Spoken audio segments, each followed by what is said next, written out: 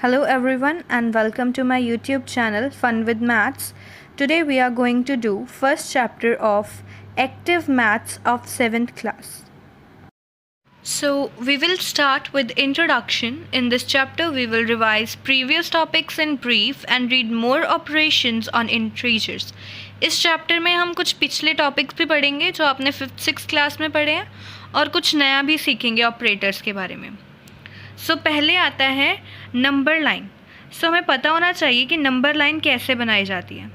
तो आइए मैं दिखाती हूँ आपको. तो ये रही हमारी नंबर लाइन. अब देखते हैं हम नंबर लाइन कैसे होती है. नंबर लाइन के हमेशा सेंटर में क्या आता है, ज़ीरो, जो कि क्या होता है, न्यूट्रल. ना ही ये नेगेटिव होता है, नॉट नेगेटिव, और ना ही ये पॉजिटिव होता है. ऑलराइट. और हमारी राइट साइड पे आते हैं. राइट साइड पे all the positive numbers present in the universe. जितने भी पॉजिटिव नंबर्स हमारे यूनिवर्स में हैं वो सारे के सारे नंबर लाइन की राइट साइड पे आते हैं. Till infinity. इन्फिनिटी यानी कि नंबर्स क्या हैं, अनलिमिटेड नंबर्स हैं. नंबर्स कभी ख़त्म नहीं होने वाले हैं, तो वो क्या कहते हैं, इन्फिनिटी कहते हैं हम इसको. और हमारी लेफ़्ट साइड पे क्या आते हैं, ऑल द नेगेटिव नंबर्स. सारे के सारे negative numbers till infinity. Negative infinity. जितने हमारे पास पॉजिटिव नंबर्स होते हैं उतने ही हमारे पास नेगेटिव नंबर्स होते हैं. तो मैं आपको एक बताती हूँ. इंटीजर्स, इस चैप्टर का नाम है इंटीजर्स. तो हमें पता होना चाहिए कि इंटीजर्स होते क्या हैं. तो आइए बताती हूँ मैं आपको. All the negative, positive and 0 are all included in integers. तो integers क्या होते हैं, आइए हम एक बैग बनाते हैं. मैं आपको और अच्छे से समझाने के लिए एक और चीज़ समझाती हूँ. फॉर एग्ज़ाम्पल, ये मेरे पास एक बैग है. ऑलराइट. तो इस बैग में सारे के सारे पॉजिटिव नंबर 1, 2, 100, 1000, सारे के सारे पॉजिटिव. नेगेटिव नंबर्स 1000, 100, 1 और ज़ीरो भी है, अकेला ज़ीरो भी है. तो ये बैग क्या है, इंटीजर बैग है. इंटीजर बैग यानी कि इसमें सारे के सारे इंटीजर्स हैं. बट अगर मैं एक बैग और बनाती हूँ, फॉर एग्ज़ाम्पल मैं यहाँ पे एक बैग बनाती हूँ, ये एक और बैग है, और मान लीजिए इसमें हमारे पास सिर्फ पॉजिटिव नंबर्स हैं 2, 10, 14, 17. तो क्या ये इंटीजर बैग होगा, नहीं होगा ना. This is not integer bag. क्यों, क्योंकि हमें पता है इंटीजर्स क्या होते हैं, सारे के सारे पॉजिटिव नंबर्स, सारे के सारे नेगेटिव नंबर्स और साथ में ज़ीरो. तो हमें भाई इंटीजर्स पता लग गया कि इंटीजर्स क्या होते हैं, जिसमें सारे पॉजिटिव नंबर्स आते हों, सारे नेगेटिव नंबर्स आते हों और ज़ीरो आता हो. उसको हम क्या बोलते हैं, इंटीजर्स. तो अब इंटीजर्स को, ये तो बहुत बड़ा नाम है ना इंटीजर्स, तो हमें एग्ज़ाम में कैसे आता है, कई बार ऐसे भी आ जाता है, वो डाल देते हैं Z. जब हमें बड़ा Z आ गया दिखाई दे तो बड़े Z का मतलब भी क्या होता है, कैपिटल Z का मतलब भी क्या होता है, इंटीजर. और ऐसे करके I आ जाए तो उसका मतलब भी क्या होता है, इंटीजर. ठीक है. तो आप समझ जाओगे जब I आएगा या Z आएगा तो इसका क्या मतलब है कि वो हमें किस चीज़ की बात कर रहे हैं, इंटीजर्स की. तो अब हमारे पास नेक्स्ट जो आता है वो क्या है, properties of addition on integers. Integers को ऐड करने की कुछ प्रॉपर्टीज़ हैं. अब हम पढ़ते हैं. फर्स्ट प्रॉपर्टी हमारे पास क्या है, क्लोजर प्रॉपर्टी. तो अभी देखते हैं क्लोजर प्रॉपर्टी में क्या होता है. क्लोजर प्रॉपर्टी हमें बोलती है अगर हमारे पास 2 नंबर्स हैं, फॉर एग्ज़ाम्पल A, और हम प्लस कर रहे हैं साथ में second number that is B, तो हमारे पास जो आंसर आएगा वो भी क्या आएगा, इंटीजर.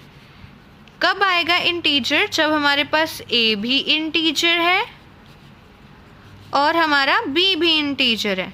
अगर हमारा a भी इंटीजर है और हमारा b भी इंटीजर है तो हमारे पास आंसर क्या आएगा, इंटीजर। ठीक है, तो फॉर एग्ज़ाम्पल हमारे पास a है, a इज़ इक्वल टू 2 और b है -2। तो अब देखते हैं कि इन दोनों को ऐड करके हमारा आंसर इंटीजर आएगा। हमें पता है इंटीजर क्या होता है, all the positive and negative and zero are called integers. तो चलो इनको ऐड करते हैं, 2 + -2। ओके, तो ये तो कोई प्रॉब्लम हो गई, हमें तो पता ही नहीं है, दो साइंस इकट्ठे हैं तो उसका क्या मतलब है। तो चलो हम इसको पहले डिस्कस करते हैं। अगर हमारे पास साइंस इकट्ठे आ जाएं तो ये देखो, अगर मेरे पास आए प्लस प्लस, यानी कि मेरे को ये दोनों साइंस अगर इकट्ठे आ जाएं, ये दोनों के दोनों साइंस मेरे पास इकट्ठे आ जाएं, तो मैं क्या करूँगी, प्लस प्लस क्या होता है, प्लस। ठीक है, और अगर मेरे पास दोनों साइन नेगेटिव के आ जाएं, माइनस माइनस, तो मेरा माइनस माइनस क्या होता है, प्लस। तो इसको याद करने का एक सिंपल फॉर्मूला है, अगर दो साइंस इकट्ठे रिपीट हो रहे हैं, ठीक है ना, अगर दो साइंस सेम साइंस इकट्ठे रिपीट हो रहे हैं तो उसका आंसर हमेशा क्या आएगा, पॉजिटिव आएगा। ठीक है, अब हमारे पास मान लीजिए नेक्स्ट है प्लस और माइनस, जैसे कि हमारे पास क्वेश्चन में था, यहाँ पे हमारे पास प्लस और माइनस इकट्ठे आ गए ना दोनों, तो अब हम कंफ्यूज हो गए कि हम कैसे करेंगे। तो अगर हमारे पास प्लस माइनस इकट्ठे आ जाएं तो हम उसका क्या करते हैं, माइनस। ठीक है, जब हमारे पास दो साइंस इकट्ठे आ जाएं तो प्लस और माइनस यानी दोनों अलग अलग आएं तो हम क्या करते हैं, माइनस। और अगर हमारे पास माइनस और प्लस इकट्ठे आ जाएं तो वो भी क्या बनते हैं, माइनस। ठीक है, तो हमें ये कंसेप्ट समझ लग गया कि अगर दो सेम साइन इकट्ठे आएँ तो पॉजिटिव साइन आता है, प्लस होता है मतलब कि, और अगर दोनों अलग अलग साइंस इकट्ठे आ जाएं तो क्या होता है, माइनस। तो भाई हमें पता चल गया कि उस सम को कैसे सॉल्व करना है। तो आओ हम ये सम सॉल्व करते हैं। तो हमारे पास क्या है, दोनों अलग अलग साइंस हैं, इसलिए क्या आएगा यहाँ पे, माइनस। 2 - 2 0, और हमें तो पता है कि 0 एक इंटीजर है। सो ये जो हमारी प्रॉपर्टी है ये बिल्कुल सही कहती है कि अगर a भी इंटीजर है, b भी इंटीजर है, और अगर हम उन दोनों को प्लस कर रहे हैं तो हमारा आंसर भी इंटीजर आएगा। हमने तो चेक करके भी देख लिया, हमने a भी इंटीजर लिया, b भी इंटीजर लिया, और हमारा आंसर भी इंटीजर आया। तो नेक्स्ट हमारी प्रॉपर्टी है क्यूम्यूटेटिव प्रॉपर्टी। तो कम्यूटेटिव प्रॉपर्टी क्या कहती है, the sum of two integers remain the same whatever the order of integer. वो कह रहे हैं कि अब ऑर्डर ऑफ इंटीजर यानी कि कोई भी नंबर हम उलट पुलट करके लिख दें, यानी कि उलट पुलट कैसे, मान लीजिए a प्लस b को मैं लिख देती हूँ b प्लस a, उलट पुलट कर दिया ना मैंने, a को मैं b की जगह पे ले गई और b को मैं a की जगह पे ले गई, है ना। तो वो बोल रहा है कि अगर हम इन दोनों को उलट पुलट भी कर दें तो भी हमारा जो आंसर है वो क्या आएगा, हमेशा इक्वल आएगा। हमें इन पे यकीन नहीं करना चाहिए। तो चलो चेक करके देखते हैं। फॉर एग्जांपल मान लो मैंने a ले लिया 5 और b ले लिया -2, ठीक है। आप +2 भी ले सकते हो। आप अपनी और एग्जाम्पल्स भी ऐसे करके चेक कर सकते हो अगर आपको डाउट है ना। अगर आपको लगता है कि भी बुक वाले गलत बोल रहे हैं कि कम्यूटेटिव प्रॉपर्टी में ऐसा नहीं होता, तो आप अलग अलग एग्जाम्पल्स लेके चेक कर सकते हो। जैसे मैंने 5 और -2 लिया, आप कुछ भी ले लो, 100 ले लो, 100 और -100 ऐसे करके ले लो, कुछ भी ले लो। तो चलो चेक करते हैं। 5 + -2 इज इक्वल टू -2 + 5। तो अब हम चेक करते हैं, यहाँ पे प्लस माइनस क्या बनेगा, प्लस माइनस -2, और ये तो हमारा भी ऐसे ही रहेगा। पर हमें पता है कि प्लस और माइनस है ना। तो प्लस माइनस में हमने पढ़ा था प्लस माइनस क्या होता है, प्लस माइनस क्या होगा, माइनस। तो back to question, plus minus क्या होगा, माइनस। 5 - 2 3, ऐसे यहाँ पे 5 - 2 3, तो भी हमें पता लग गया कि ये लोग सच कह रहे हैं कि जो हमारी कॉम्यूटेटिव प्रॉपर्टी है, अगर ए और बी को हम उलट पुलट भी कर देंगे तो हमारा आंसर क्या आएगा? इक्वल। तो अब हमारी third property that is associative property. Associative property क्या कहती है? द सम ऑफ 3 और more integers remain the same whatever the grouping of the integers. कि अगर मान लीजिए मेरे पास 3 नंबर हैं, 3 नंबर्स आर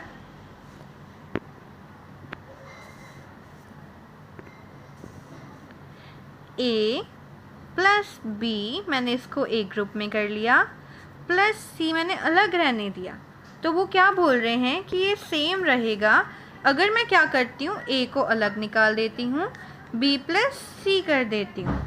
ठीक है, ए प्लस बी प्लस सी, ए प्लस बी को मैंने अलग ग्रुप बना दिया और ए अलग निकाल दिया और बी प्लस सी को अलग ग्रुप बना दिया।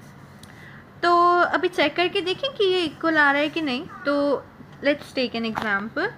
ए को मैंने ले लिया 7, बी को मैंने ले लिया 5, सी को मैंने ले लिया -1। तो ठीक है भी, चेक करके देखते हैं। ए की जगह पे 7, बी की जगह पे 5, सी की जगह पे -1। ओके, हम ऐसा नहीं करते हैं, हम ऐसे करके देखते हैं, ठीक है, ताकि आपको कन्फ्यूजन ना हो। तो इधर हम ले लेते हैं 7 प्लस बी को 5 ले लेते हैं और सी को क्या लेते हैं, प्लस -1। ठीक है, तो यहाँ पे 7 प्लस 5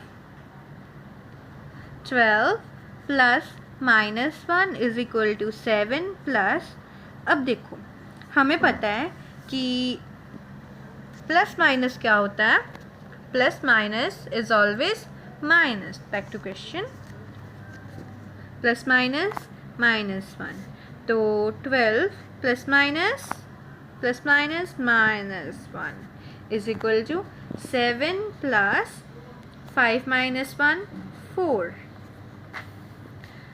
तो हमारे पास ये कितना आ गया, मैं इधर लिख देती हूँ 11, और ये कितना आ गया 11। तो भी बुक वाले तो बिल्कुल सही कह रहे हैं। एसोसिएटिव प्रॉपर्टी जो है वो क्या कहती है कि अगर हम अलग अलग ग्रुप्स को बना के उनको ऐड करें तब भी हमारा आंसर क्या आता है, हमेशा इक्वल। और इट इज़ ट्रू, हमने देखा कि हमारे पास हमने कुछ भी नंबर ले लिए, यहाँ पे हमने कोई भी इंटीजरल वैल्यू ले ली और हमने जब उसको फिल करके आंसर निकाला तो हमारा आंसर क्या आ रहा था, इक्वल आ रहा था। ऑल राइट, तो नेक्स्ट हमारे पास क्या आती है, एडिटिव इनवर्स। एडिटिव इनवर्स क्या कहता है, on adding 0 to an integer the sum is the integer itself. ये तो भी बहुत कॉमन है। उन्होंने बोला कि अगर आप a में 0 ऐड करोगे तो आपका आंसर क्या आएगा, a आएगा। -a में 0 ऐड करोगे तो भी आपका आंसर क्या आएगा, -a। यानी कि जिस भी इंटीजर में आप 0 ऐड कर रहे हो वो हमेशा वही इंटीजर आएगा। तो चेक कर लेते हैं, ऐसे इसको चेक करना बनता नहीं है ना, ये तो छोटे बच्चों वाला काम है। चलो कोई बात नहीं, हम a को मान लेते हैं 65। 65 प्लस 0 क्या आएगा, 65। तो ठीक है भी, ये तो ट्रू है।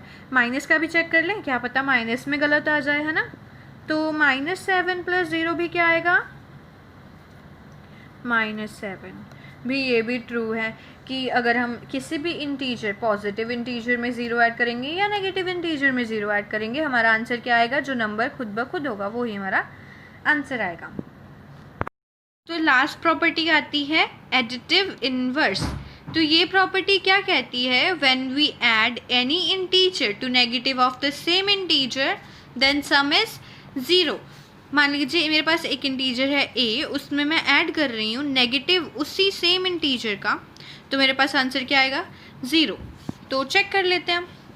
फॉर एग्ज़ाम्पल a को मैंने ले लिया 5, तो मैं 5 में प्लस कर रही हूँ -5, तो मेरा आंसर क्या बनेगा, 0 बनेगा क्या। चलो चेक करते हैं। 5 प्लस माइनस, ये देखो नीचे हमने लिखा हुआ है प्लस माइनस, तो 5 - 5 0। तो ये भी प्रॉपर्टी क्या है, ट्रू है। यानी कि एडिटिव इनवर्स क्या बोलती है, अगर हम किसी भी इंटीजर में, पॉजिटिव इंटीजर में उसी का नेगेटिव इंटीजर ऐड करें तो हमारे पास क्या आता है, ऑलवेज ज़ीरो, तो हमारे पास ऑलवेज ज़ीरो आता है, ठीक है।